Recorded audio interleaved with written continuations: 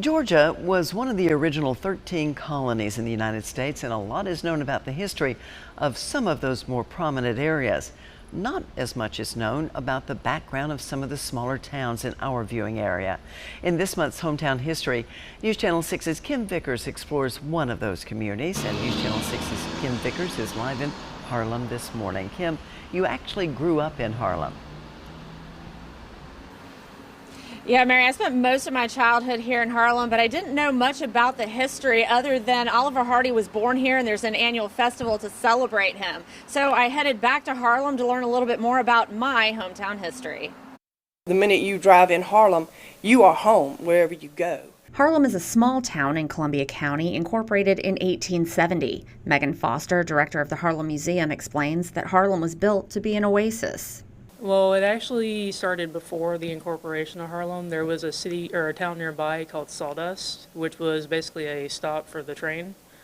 And the area was very rowdy. It was reported that they had bars and basically loose women on every corner. Two men were disgusted with the situation in Sawdust, so Dr. Andrew Sanders and railroad engineer Noonan Hicks founded a new town. They decided to try to make a new city nearby that was more, less morally corrupt, let's put it that way. Harlem became a tourist destination because of its theater and opera house. Historian Phil Turner says people from Augusta would go to Harlem to get away from summer outbreaks of disease, like cholera and smallpox. Harlem sits about 500 feet above the Augusta riverbed, and folks from Augusta would come to Harlem as a summer resort to get out of the conditions there in Augusta. Mayor Roxanne Whitaker says Harlem was a city of firsts, both in Columbia County and in Georgia. We had the first opera house, the first bank, the first hospital.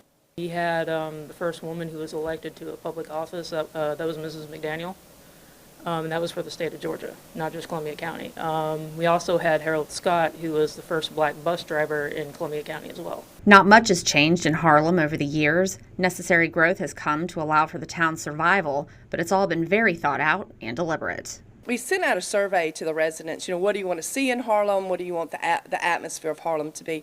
And a majority of them said we want to keep our small town feeling. Harlem is very much the same today as it was when I first moved here in 1955.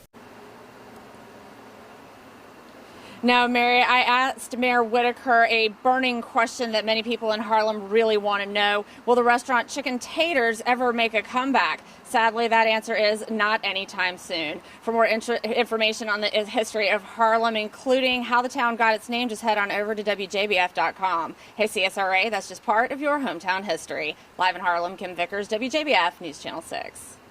So interesting. Thank you, Kim.